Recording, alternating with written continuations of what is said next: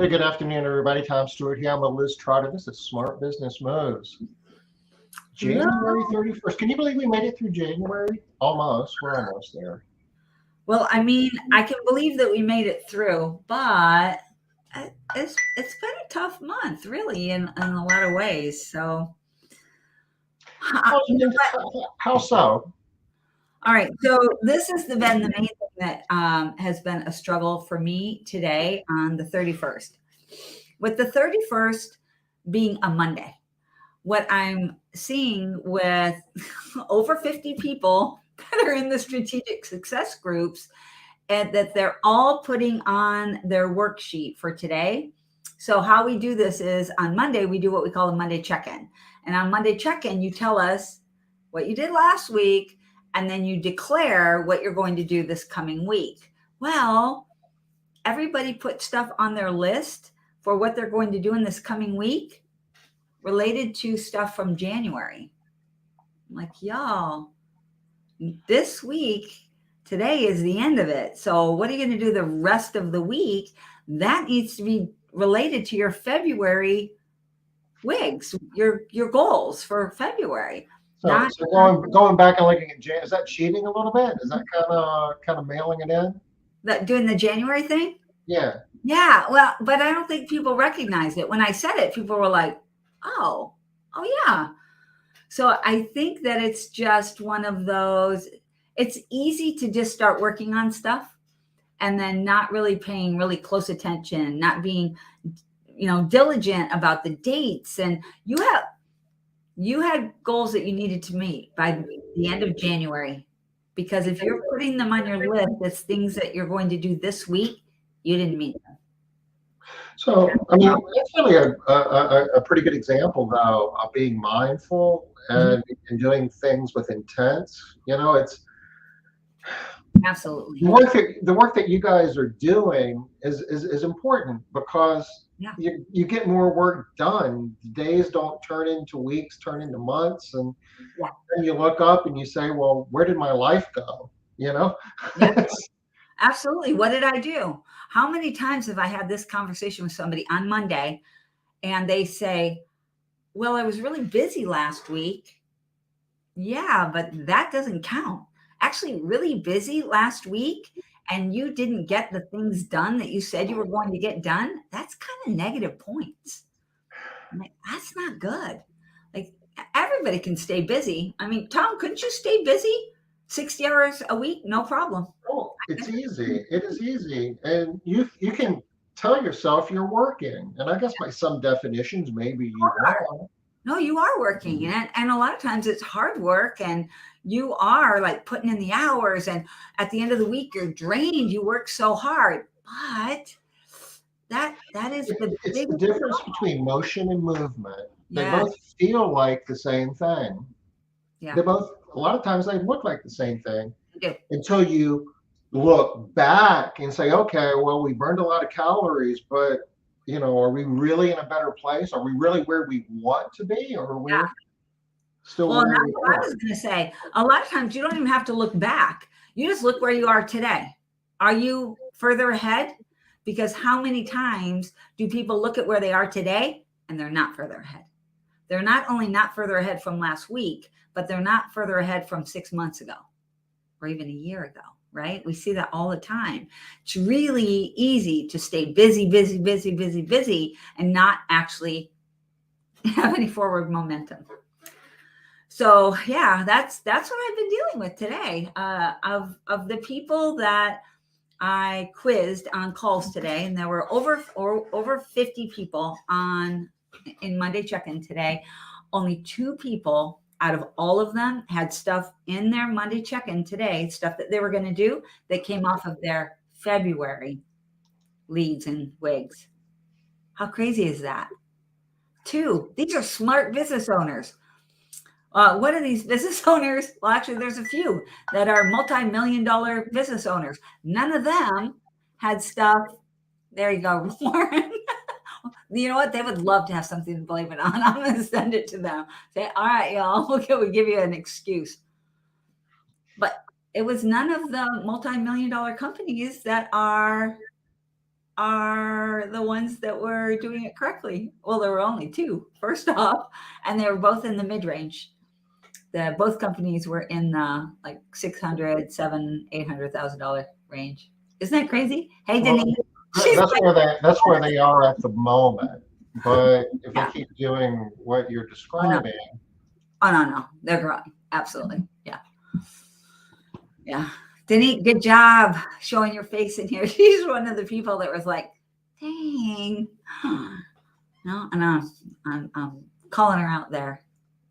so you know, we were going to take everything that we've talked about this month and tie it up in the context of being profitable. And there are certain KPIs that certainly have a big impact on being able to create the most value out of the time and treasure you put into your business. But what you're describing here arguably is just, if not more important, because it's really easy to kind of get sucked into the activity and lose sight of the result. Oh my gosh. And I got my numbers and I got my reports, and I spent the last 3 days building the spreadsheet, and yada yada yada, and These videos, creating all this, yeah, absolutely. it's it makes you feel good, or it makes you feel like, look at this, and we all love painting our own masterpiece too. That's another thing. I've shared with you. I came to the conclusion that if we just built a black box that spit money out, a lot of people wouldn't want that. They want to build their own black box, right? That is true. Like, yeah, that's cool and everything, but it'd be better if it spit out hundreds instead of 20. That's not the way that we do it. This is the way that we want it. And I mean, I get it. It's like it's spitting out money. It's spitting out. Yeah, but if it could like rain down on me, that would be better. Does it come in any other colors but black? $100 bills instead of ones. I want it to work the way I want it to work. Yeah, absolutely. I love that. So one of the things that we actually talk about in this Monday check-in, that is, it's such a little subtle distinction, but it really, really matters, is if you didn't get things done, like the things that you said you were going to get done last week, why didn't you get them done? People always just want to have like a quick answer. I was busy, or, they always have like this quick excuse.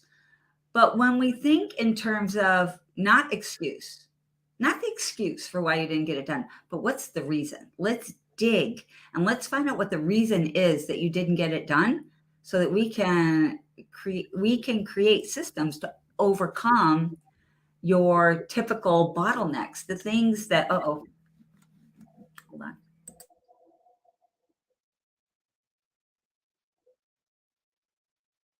Wow. We're having some technical difficulties here.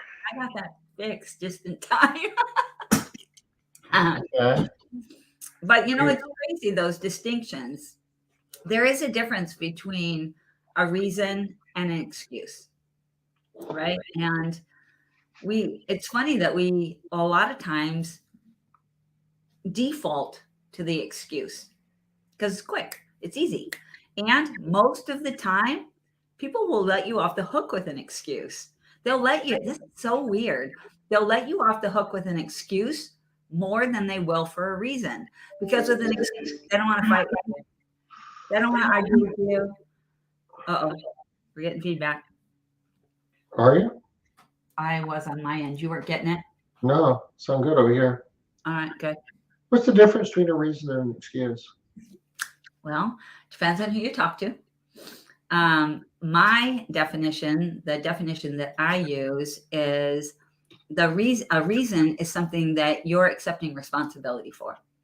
Like I'm responsible for this thing in this way. It didn't get done because of me. An excuse is something outside yourself. So it didn't get done because. So the example that I like to use that I think is helpful is, sorry. Okay. Let it go. You'll feel better.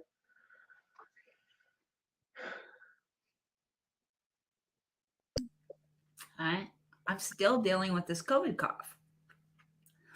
All right. Yeah. So And that was like November. November, Thanksgiving. Yeah. Yeah. Hasn't gone away yet. So the one I like to use is you show up late somewhere. A reason is, hey, I'm sorry I'm late. I misjudged the amount of time that it would take to get here. I screwed up. I'm the one. And an excuse is, I'm sorry I'm late. There was an accident. There was an accident on the road. Or, there was a lot more traffic. It's Christmas and the traffic was bad. Or, wow, the rush hour started way early tonight. I normally I can travel at this time with no problem, but boy, traffic was bad. So I'm not saying that's 100%, right? I get it though. Yeah. A reason you're owning it. Yeah. You're basically saying it was within my control and I just didn't behave in the best way. Yeah. Whereas if it's an excuse, it's some external fault. It wasn't my fault. It was, Yeah. And Tom, you and I have talked about this a lot. We always want it to be a reason. We want it to be our responsibility, our mistake, our fault. That's a good thing because that's where the power is, which is back to KPIs again. We're fine with bad numbers. Bad numbers that are backed by data, we have a lot of power there. Good numbers without, so the coach out. Okay, thanks, Heather, for the honey tip. Maybe I'll check that out. You guys okay. can't see my eyes are watering trying to hold in these coughs. My face doesn't normally look this pink. My ears, a little pink, trying to hold in the cough. So back to and that ties right back in to the KPIs and good, solid data is so much better than good thoughts, good information that is not accurate. Or even more important, that your subconscious doesn't believe to be accurate. That is critical. We don't talk a lot about that, but we sort of skirt around it a lot when we're talking about things like, so I'm setting a goal. If I set a goal and I'm just like, hey, I want to be a $5 million company next year, your subconscious knows what you've been doing. Like that's not happening. That's awesome that you want to be a $5 million company, but guess what? That's never happening. I'm not even trying. But if you have some data and say, hey, this is what we've been doing, this is where we've been, and I want to go here because of this and this reasoning, then your whole mind can help you work toward your goal. Don't know why I'm rambling about this so much. This all plays because this you can tie this back into KPIs as well. There was a speaker that we heard in Tucson. We were at an event. It was an ARCSI event. His name was Jeff. He writes a lot for Really? Magazine. Crilly?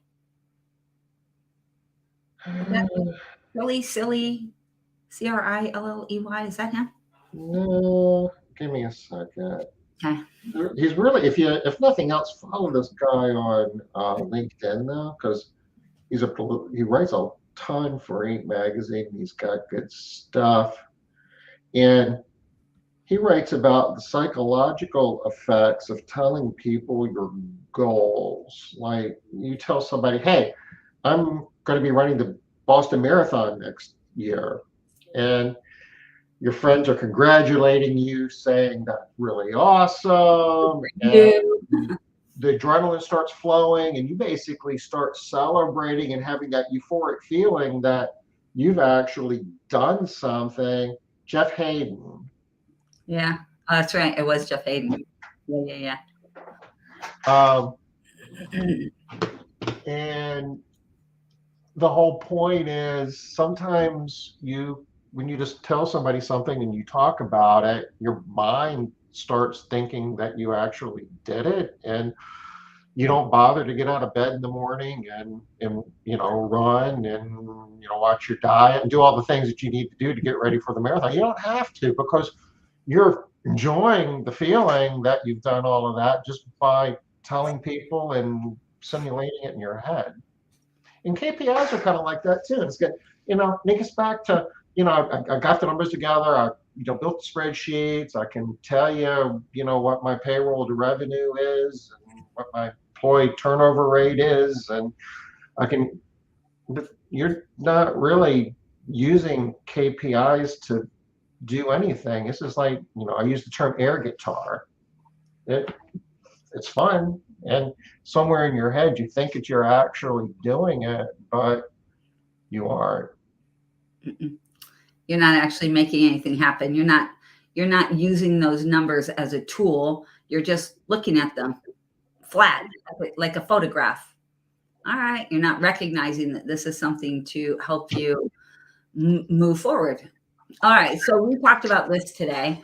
And in one of our, I don't remember which circle we were in, but I love this little idea that whenever you are looking at, anytime you find yourself looking at something, some type of data, some type of information, you're trying to figure out what happened, what went wrong, and dissect it, and you do all of the things that's only half of what you need to be doing. There's two pieces. One is look back, find out what went wrong, find out why, get all that dissected, do all the stuff that you want, but don't forget that the second half is about the future.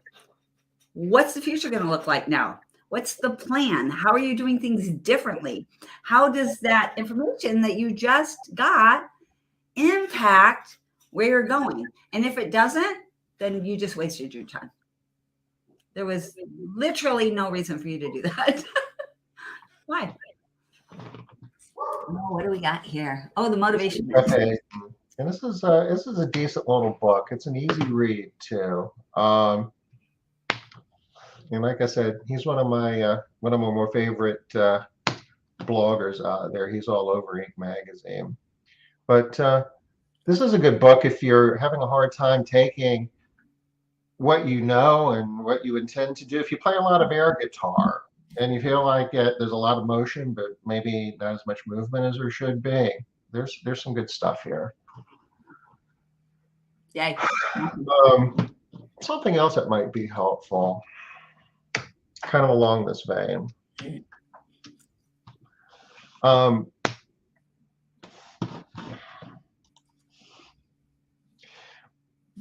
You've heard the term, what gets measured gets done. Yep. And that can be true if you use what you're measuring to do stuff.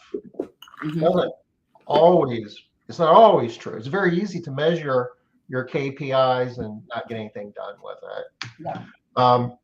This is, I guess, a list that was put together by a guy, Craig Kramer's, the CEO Toolkit. You're familiar with that list? Yeah, that book.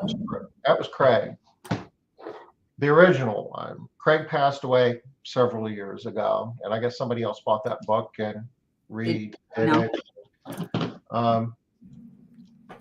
We'll share that as well, because I love the CEO Toolkit. If you're into really quick ways to drive results in your business.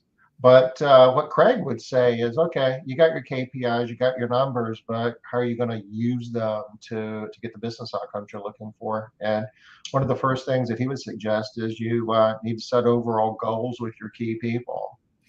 Because the presumption is, I mean, if you're a sole proprietor, or if you're the owner and you've got a few cleaning technicians, I guess you've already done that. You might just be your key person. But assuming that you've got a support team and people making important decisions, you can argue, depending upon the nature of the metric, that everybody in the organization, every cleaning professional should know as well.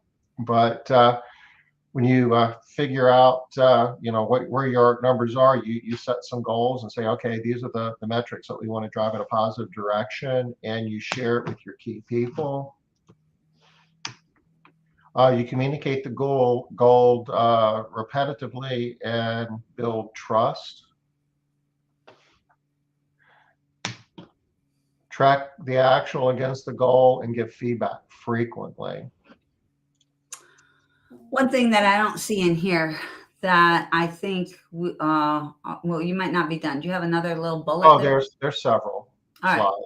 Well, one more bullet that I think is up a little bit higher, should be up higher. This is something we talked about with Joe Walsh this past month, and you and I have talked about this quite a bit, is when we're talking about setting an overall goal with your key people, it doesn't, the key word there is with, right? Not tell your people what the goals are. And that is again, back to distinction, right? That is a distinction that really matters. Setting a goal with your key people is different than giving the goal to your people. You'll get different outcomes by doing that. One is engaging, one is not. So that piece I really like to hammer on just a little bit. And you know what?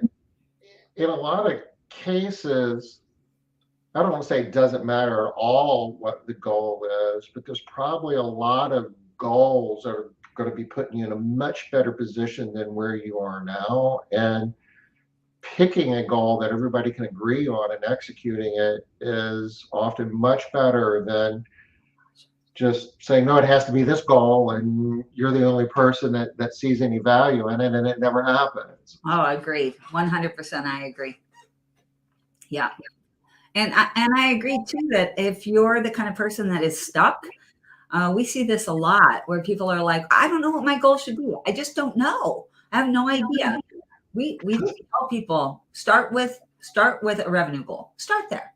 If you don't know, and if you don't know how much, we'll just give you a number, and let's just start there and let's see what we get. Let's start measuring some stuff and figure out what makes sense. You'll be able to figure it out quickly once you start.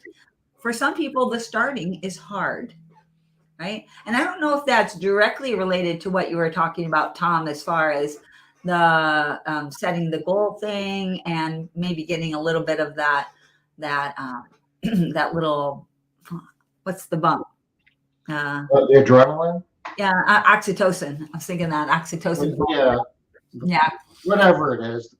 The chemicals fly around your body that make you feel good. And we want more of that, right? So for some people, fear stops them. They talk about it, and it doesn't make them feel good to talk about it. It makes them feel fearful. They want to get the right goal, do it the right way. So there's lots of things that are sticky for people, that make it hard for people to meet goals, or even to set goals. But there definitely are some best practices. And one is setting a goal, a goal. And what's the saying? I'm not gonna get this exactly right, but a good idea done is better than the perfect idea never realized. Yeah. There's a dozen different ways to say that, but just anything, there's a broad set of options in the consideration set. If you just pick one and do it, and you're going to be better off than spending the next month wringing your hands over, what is our goal going to be. And it's funny how focused you can get once you set it and start working it. Now it becomes clear. Now it really becomes clear okay, now I see it. Especially, assuming that the goal isn't contingent upon doing something that falls into the area that I call a non-reversible decision. Yeah. Most decisions that we really wrestle over are reversible. Let's try it. If it doesn't work, we won't do that anymore, and we'll do something else. if the decision is we're going to go out and buy a new office location or buy a competitor or spend a lot of money on something or completely change our business model in a way that if it doesn't work it's going to be very difficult to undo, or if it doesn't work we're not going to have enough money to make payroll on Friday, then you really want to wrestle with those a little bit. You don't want to be just we'll try, that's Yeah. different, but that's rare. That's not what, most of the decisions that we wrestle with are reversible decisions. They're, you know, let's not wring our hand over it or, over it that much. Let's just try it. And if we like the results, we'll keep doing it. If we don't, we'll stop and do something different. But we're taking action. Yeah. Success is about action. KPIs is really about action. I guess that's the part that at least in part what we want to drive home. It's not about being on maid service Jeopardy and being able to answer the questions. What is productivity? It's about using those numbers to take action. Before I flip off of this screen, building trust. Let's talk about that just for a minute, Liz. How can we use the communication and setting goals repetitively? How does all that fit into the context of building trust? Well, there's a lot of different ways that it can help to build trust. Trust is built by, there's tons of different ways to build trust and also to lose trust and to damage trust. But when people say things and then their words are backed up by their actions, that builds trust. So it doesn't, like if I say, I want to do this thing, but then I don't ever do it, don't even take action toward it. I just keep talking about how I want to do it. I want to do it. I'll use an example of, I want to lose 20 pounds, right? I want to lose 20 pounds. I want to lose 20 pounds. I'm going to lose 20 pounds. I'm going on a diet. I'm going to start working out. I'm going to lose 20 pounds. And I still weigh 155 pounds. Nobody even hears me anymore. And I don't even hear me anymore, right? Nobody trusts me about this thing around losing weight. And I don't even trust me. I'm just saying it because, it would be awesome if somebody would come and cut 20 pounds off me. But if that doesn't happen, guess what? I'm not losing 20 pounds. This is who I am. So when it comes to building trust, a big chunk of that is talking about it, but also, again, taking the action. So when I think about it, I like to think of it like the thing, whatever it is, the goal is like a hammer, right? And so we've got the hammer and it's sitting on my desk. It's like, oh my gosh, we're totally going to build that building over there. Look, I've got a hammer. I've got my KPIs. I can totally meet my goal. Until you freaking pick up the hammer, nothing's happening. You can look at the hammer. You can be so excited about all the tools. Look at this fancy toolbox. I got it all. I've got everything. And I'm going to hammer on, pun intended, I'm going to hammer on Made Central about this for a second, Tom. So Made Central has a ton of reports. It has awesome data. It does have a ton of stuff. But that's not enough. That's just not enough that you have it. I could have, like I said, hammer sitting on my desk. Things aren't being built until I pick up the hammer and I figure out how to work it. Same thing with that.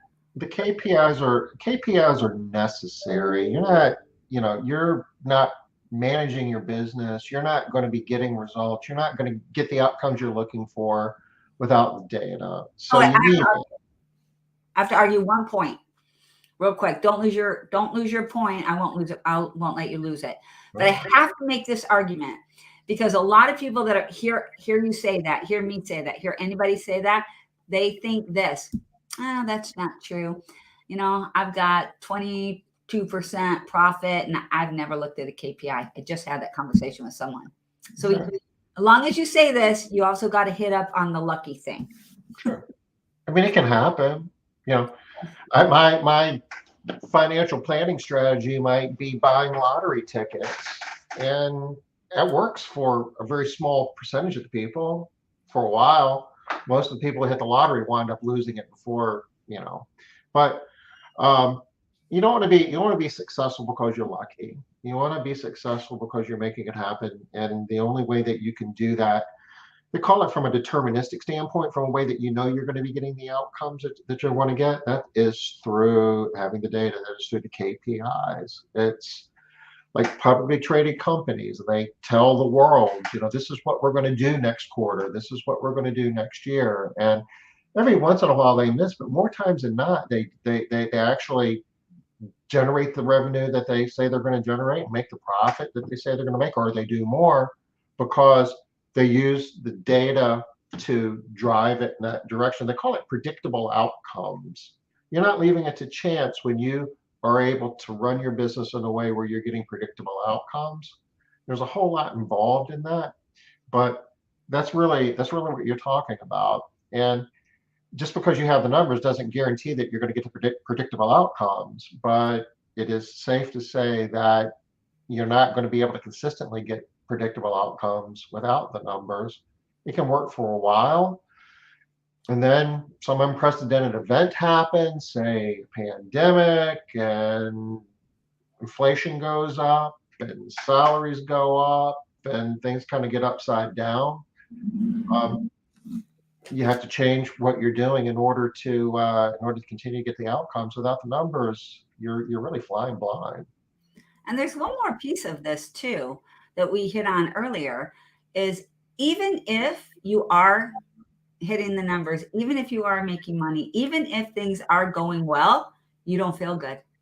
Because you know what? You don't feel good with just a black box that's spitting out money. You want to feel like you're in control of it, that you are part of why. The reason why you're making money is because of you, not because, these external forces. Again, and we're going back to that responsibility thing again. And the fear of you don't know what's inside of the black box. Just because it's spitting out money now, how much more money is in it? Is there, will it be spitting out money tomorrow? Yeah. And how do we know? So you're always nervous, always on edge. Don't ever have a feeling of confidence that you're the one that's driving it, that you can make it happen, that you can have more money in a year, 2 years, 3 years. I love that you said how much money is actually in the box. I never thought of that. I'm like, but Tom, it's a magic box. It's going to spit out money forever. Oh, you just never know when that last dollar maybe comes out. Yeah. I make these things. Have you ever seen those boxes that I make, Tom, with the money in them? You make boxes that spit out money? Well, I will. Actually, I should. So I make them as gifts, and a lot of times, and I take like tissue boxes, just like a regular square tissue box, and I cover it and I make it all pretty. And then I take dollar bills or 5s, 10s, 20s, whatever, bunch of dollars and a 20 and maybe a candy bar. And I tape them all together. I tape $1 and then a candy bar and then a 5 and then maybe, who knows, tape this whole stuff together. Pulling them out like clean up. Yeah. And it's really funny because people will pull it out in the beginning. They're like really excited. They're pulling out slowly. And then they start pulling it out fast. And then they start going slow again. They're like, oh, when am I going to get to the end? They know the end is coming. They don't want it to stop. And they don't want to stop. Yeah. And it's kind of like that. You know the end is coming, but when? And it's scary, right? It feels nerve-wracking. So I never actually thought of your black box like that, but now I will. Well, that last dollar. So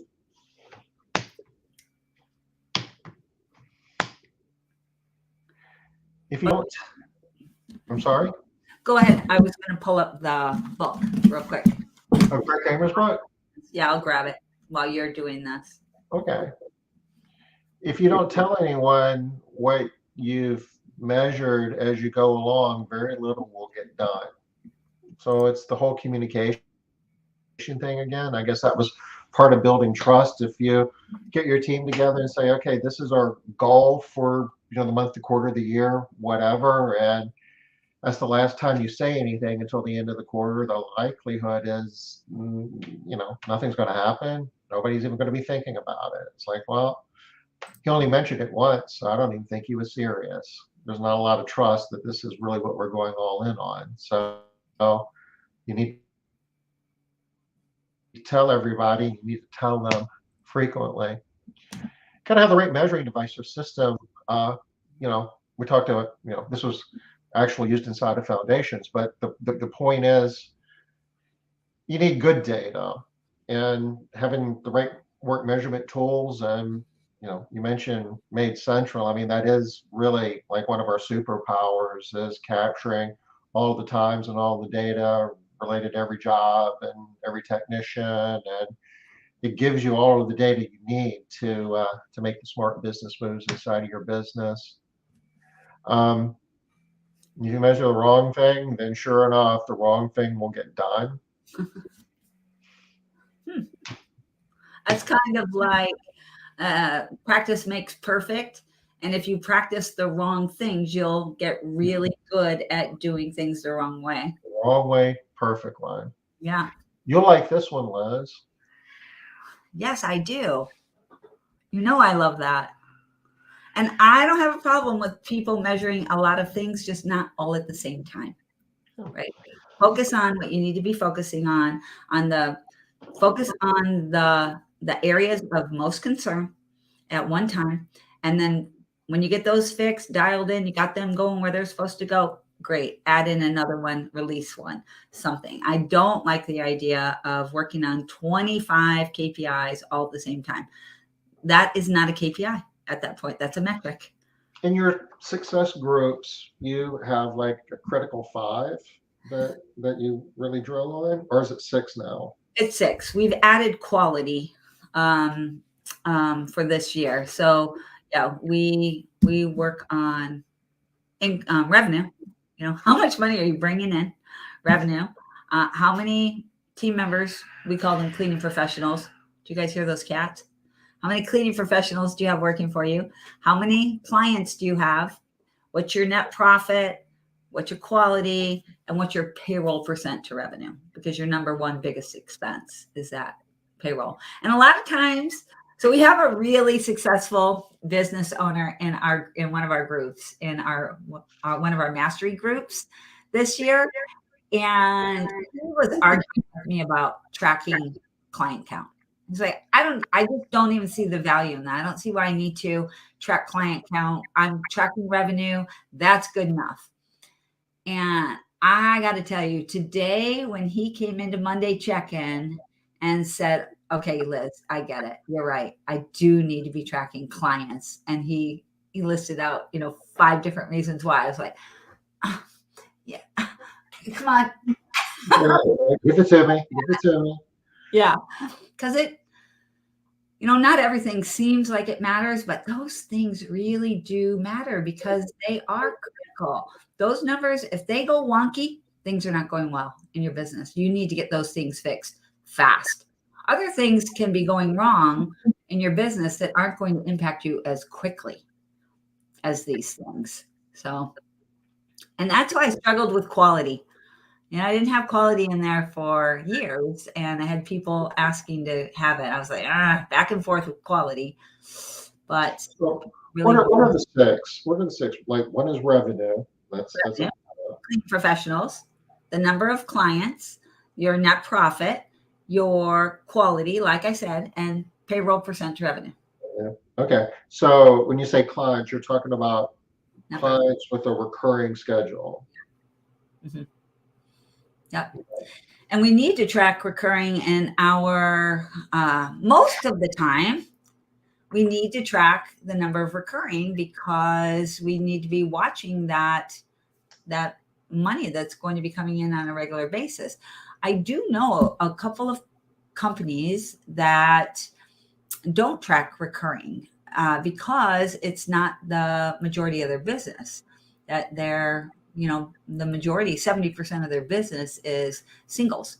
One-time jobs. Yeah, just the single one-time cleaning. And that's a different, it's a completely different model. totally a viable model, but it's a different model, and they're looking at different things. So they do have to track in a different way. They still have to track how many jobs they're doing. Right? They do need to track that.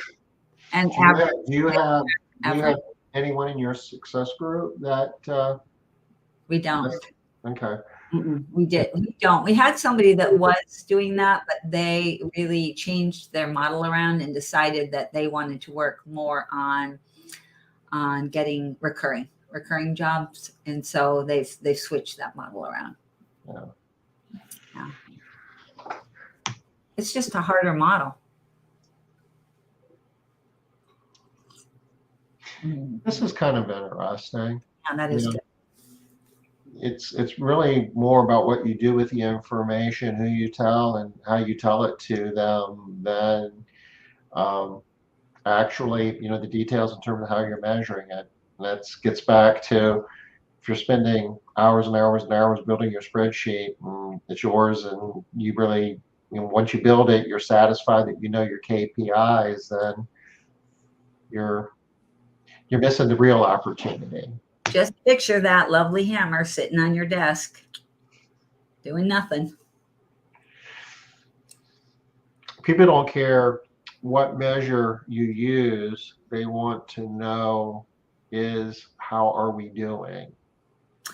Who were we talking to that I thought did this really well? Last month, Sarah in Iowa. I love the way she does this. She has a different measure for her office than she does for her cleaning professionals. In her office, they measure dollars. Out in the field, they measure homes. Mm-hmm. So the cleaning professionals pay attention to how many homes we're cleaning, because that's what they're thinking about, right? Oh, I'm cleaning 2 a day, and they're able to think in terms of homes. But in the office, they're talking dollars all day, every day. I love that she has that, because it does matter. I like, for exactly this reason. It doesn't matter what measure you're using.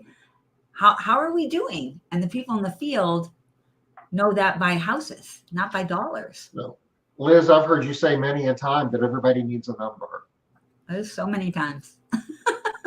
I 100% believe that everyone needs a number that matters to them, that they see their part in contributing to the company, and how they personally are contributing, and that they are important to the company. And I had a person share an analogy with me a long time ago of, what would it be like if you were at the bowling alley and there was a sheet in front of the pins, and you were rolling the ball down the lane, and it would go underneath the sheet, and you could hear, things rattling around and pins, crashing, but you couldn't see them. How ungratifying that would be. That would not be fun, right? I mean, you want to know your score. And a lot of times people are like in their jobs and they hear the pins rattling around, but there's a sheet there and they don't have any idea how they're doing. Well, and sometimes I think it's even a better illustration to say that they get to see the scoreboard. They get to see what the score is. Yay, you got 7 pins. All right, cool. I'm glad I got 7 pins, but I still don't feel I don't feel in control. I don't know where I hit it. Well, how do I get more pins? I don't. Yeah, you've got your second ball and you don't know where to roll it because you don't know which 3 pins are still standing. Yeah. So it's funny. A lot of times, I love that you brought this example up, Tom, because I think that this is a mistake that we use. We tell people that, what the score is, but we don't have any conversation. We don't want to tell them any of the bad stuff, right? So that would be the same thing of the sheet being up there. And yes, you got 8 pins, but I need to know if I keep creating a 7-10 split. That's important information for me. I need to know that. But a lot of times business owners don't want to share the bad news, right? They just want to tell you, oh my gosh, great job. You got 8 pins down. not so great when you got a 710 sitting there. That's an important part of this, not wanting to share the bad news. And a lot of that is so much of that is head trash because it really isn't bad news. It is news that can be valued and appreciated if, and it gets back to the whole trust thing, if the trust is there. I agree. Yeah. So, if you can't get there, then you spend all day building a spreadsheet or looking, you don't have enough money in the bank and trying to figure out, how you're going to make payroll and you're looking for a better deal on window cleaner to try to save $1. I mean, Yeah. All right, I got another example. This is again, we didn't talk about groups. So why are we talking so much about groups today? I don't know. But here's another one. Okay, so I was in a lot of groups today, and there was a lot of frustration because everybody was doing this thing. That's why we're talking about it. But one of the things that we do in the Monday check-in is that people have to evaluate. They have to evaluate themselves. They rate a few things about themselves. One, they rate the condition of their KPIs. What condition are they in? Are they looking good? Are they not looking good? Then they have to rate their execution on a scale of 1 to 5. They have to rate their execution from last week, the things that they said they would do toward their goals, etc. And one of the hardest things that there is for me, this is a hard place that I have to get people over this hurdle, is they want to rate themselves really high when they were really busy, but they didn't do the right things. Right. And I can't tell people how to rate themselves, but it is a mark. Sorry, Denise. It's frustrating to rate yourself, right? So sometimes it can feel like you can't win. Like I was so busy last week. You don't understand. I was so busy. I'm giving myself a 5. Absolutely. You can give yourself a 5. But you know what your subconscious is thinking? I don't really need to work toward my goals. As long as I'm busy, I'm doing well. And that's not a message you want to tell yourself, right?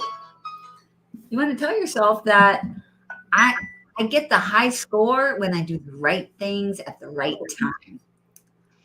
When you're setting your goals, you typically set your goals based on what's most important. And a lot of times our behavior is driven by what we're most comfortable with. And sometimes they don't match. We all have a strong suit. We enjoy sales, or we enjoy building marketing campaigns, or we enjoy, fill in the blank. And there's other parts of our business that we really don't feel comfortable with and really don't enjoy. And sometimes those are the important things that we need to be spending our time on. But if we don't, I guess, commit to it and hold ourselves accountable, it doesn't happen. We actually had somebody, I love this. This is the first time that this has happened with this woman. She rated herself, she hadn't gotten the stuff done, and she rated herself a 2. In the past, she had always rated herself like a 4 or maybe even a 5 and not getting the stuff done because she was busy. And so she rated herself a 2. And I was like, whoa, what the heck? Why are you giving yourself a 2? What's going on there? And she's like, yeah, I was busy, but I didn't do the right stuff. I see it. And this is my favorite part. I said, why? And she's like, I finally figured out I don't want to do it. And so I don't like it. I don't want to do it. I'm like, oh my gosh, breakthrough. That's a breakthrough. Once you recognize that, you can get around it, right? But lying to yourself and giving yourself that 5, it's not helping you. And we're moving from excuses to reasons. Yes. Yeah. And she did. Yes. Awesome. And so now what's the smart move for her now? Yeah. She gave that job to somebody else. Mm-hmm. Yes. Why has it been on your plate for 3 weeks? You got sucker off. You do stuff that's better, that you will do. So, if you're the CEO of the business, you don't have to do everything in the business. You just have to build a team that can do the important things in the business. And if you don't want to do it, fine. Build a team with people that Yeah. want to do the things and do the things well that you don't want to do. And sometimes you have to do the stuff that you don't want to do until you create the system that, or you create the team that can get it done. But until you recognize that you don't want to do it, you're not going to do it, that you don't do it well, you keep making excuses for yourself, you're going to be stuck. But it's a different mindset at that point because you know what the end game is. You know, Yeah. it's like, I'm not going to be doing this forever, but I'm going to do this till I can get to the point where I don't have to do it because it's important. Do well and find others who can do what we aren't good at. Yes, absolutely. Absolutely. That is a great reminder. All right. As you were saying, practice makes permanent, not necessarily perfect. If you don't recognize and reward results, they won't get repeated. Regular recognition will make perfect. That's what Craig says. Yeah. And Craig's run some pretty impressive companies. Oh my gosh, such a good question. You see this question we have, the filthy bucket. I don't know. Who are you that owns the filthy bucket? Do you know who that is? Nope. I'd love to know your name. How do you build the team and profits at the same time? That is a great question. We are talking about profit today, Tom. You have some suggestions, ideas. I think this is more of a philosophy than anything. Did it not post, Tom? I thought I posted it. Maybe it did. Yeah, it did. It's in chat. And oh, I put it in chat. That's why. All right. Here's the new, I guess this is the new version. Jim Cranfield bought the intellectual property. Mine looks like this, but the pages are all more. I listened to mine, but I love it. I think I ended up buying the hard copy too because it has a lot of actionable things to do. You want to get the hard copy. Yeah. It's got all kinds of graphs and charts and things that you want to see. Oh, you can go. It has a link, so you can go to the website and look at it too. But you can use the stuff. You can use it more. I found it more useful to have the hard copy. I like both. So how do you build a team of profits at the same time? That's a good question. Yeah, it is a good question. The reason why this is actually a great question, Whitney, is because this is where people get stuck. They're like, yes, I know that, but I can't do it all. I'm at this place. So what you got for us, Tom? One of the things that we talk about in foundations is this concept called the Valley of Despair. And when you're a small company, like if you're a solo cleaner cleaning by yourself, you're going to make money because your expenses are kind of modest. You're cleaning, a couple homes a day, maybe. So at the end of the week, you've got money in your hands in your bank account that you didn't have before. And you can go ahead and you can hire maybe a relative or a friend or something to work with you and pay them some wage. And arguably you're making more money. But at some point it's like, I'm going to build this into a larger business. I'm going to build an organization where I'm working on my business rather than in my business. And then you start incurring expenses. And next thing you know, I need an office, I need some vehicles, oh, I need to get insurance now, I need somebody to answer the phone. It's nice having somebody to answer the phone and do your scheduling or do your payroll or do all the stuff you don't want to do. But you know what? They're not cleaning a single home. They're nothing but a pure operating expense. And what will happen in most cases, what used to be something that you had money left over at the end of the week, you're actually putting money into it, and you might have less money in the bank at the end of the week than what you did at the beginning of the week because you're building your business. And I guess from an accounting standpoint, they call that like working capital or capital investment. And sometimes you wind up losing money for a while, getting to the other side of the valley of despair where you're big enough to pay for the crew, the support staff that you need to perform, those activities. So how do you do that? I guess a lot of it depends upon how much working capital you have, if you have, if you have any, and do you want to, how much of that do you want to invest in your business as you're growing it to carry it through that period of time where, you've got these people on your payroll who aren't cleaning homes, but you're going to need them to get to the larger business. If you don't have a lot of working capital, you got to do it more carefully and it's a little more slowly. But you've got typically, you've got somebody else in your organization that's cleaning homes for you that has some other skills where they can contribute in a way other than just generating revenue from cleaning homes. And maybe you have them come into the office an hour earlier in the day or hang around for a half hour in the afternoon or take one day a week where they can help with the activities that they have the skills to do. So they're not like doing that 5 days a week. They're still generating revenue for you, but for a slice of time, they're doing that work that falls into the category of building your team. And as the business gets bigger, you can give them more hours doing that work. I mean, that's another way to kind of do it, what they call bootstrapping, where you're not really losing any money. You're leaving a little bit of profit on, giving up some profit for some limited amount of time as you're using those people to help you build the business to be bigger down the road.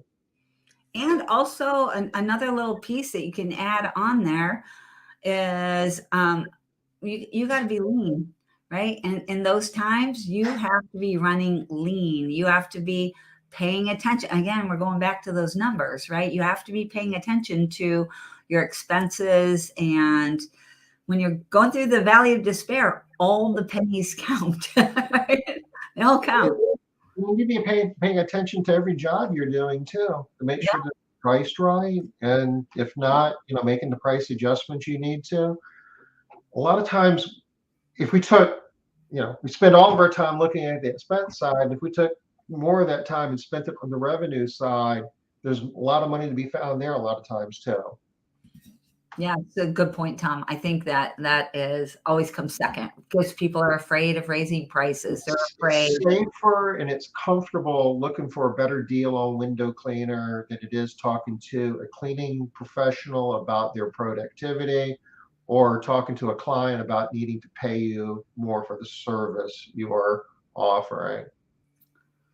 Shopping for better deal on vacuum cleaners and window cleaner and is just safer. It's comfortable. All right, Tom, what do you got there? Oops. Need to purchase some kind of business platform on my new laptop. What do you guys recommend to keep track of customer sales and so on and so forth? So we didn't tee her up. For those of you that are normally on this show, you're thinking, oh, they must have asked her to say that. We didn't. She just really wants to know. We're going to pull it up here for you, Linda. This is definitely what we recommend. In the long run, as you grow your business, Made Central is, I would suggest, where you want to be. It has the most robust functionality and reporting and management tools to scale a cleaning business. If you're relatively new in the game and if money's tight and your time is tight, I mean, there's some simpler solutions out there. ZenMaid, Jobber, Launch 27 if you're looking for a tool that's more focused at sales more so than the management, and they're all viable solutions. If you've got the inclination and time to invest in implementing software that's going to grow your business over the long run, Made Central is worth a look. Which one transitions easiest, Tom? I would recommend that one. Bottom line is, as your business grows, you're going to find yourself really frustrated if you are not using Made Central. It's just too much functionality that you're going to feel like, you're going to get FOMO around not having it. So which one do you think transitions easiest, Tom? Do you know? He hates it. He does not like that I'm putting him on the spot about this. No, that's fine. And actually, I have some information that I received today that would really let me answer that question fairly, a lot more accurately than what I could without that information. Off the top of my head, I would say ZenMaid probably has the most data that you can export and import into Made Central. Okay. But so if you're not ready for Made Central yet, look at ZenMaid. Right? Yeah. Give it a shot. All right, we're way past time, and I do have a quick announcement. Tomorrow is my very first installment of WWLD.live. What would Liz do? .live. We're going to be doing a live Zoom. If you want to have some of your employee or customer questions answered, join us tomorrow. Same time as Smart Business Moves, 2 o'clock Pacific, 5 o'clock Eastern. Hope to see you there. We've got a few questions already on the docket. So that's it. And we'll be back Wednesday, 5 o'clock Eastern, with Smart Business Moves. We're going to be automations in the month of February. So yeah, we're going to have fun. We're going to have fun with that. So take care. We'll see you tomorrow at WWLD and Wednesday Smart Business Moves. Bye-bye. Bye, y'all.